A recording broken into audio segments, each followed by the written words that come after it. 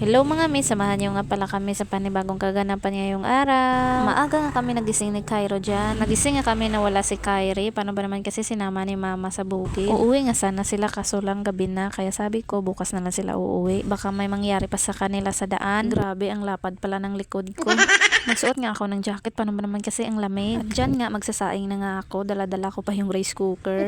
Parang hindi nga ako sanay na tuwing umaga may iyakan talaga. Hindi nga ako makatulog kagabi kasi iniisip ko si Kyrie. Buti na lang talaga mga may hindi sumakit yung dede ko. Uminom nga ako ng antibiotic para hindi siya masakit. Kapag masakit nga yung dede ko, nilalagnat talaga ako at nilalamig. At dyan nga naglaba ako ng mga damit namin. Kapag wala nga si mama, ako talaga yung naglalaba tuwing umaga para hindi na dumami. Kasi pag dumami yan, hindi ayoko na talaga maglaba.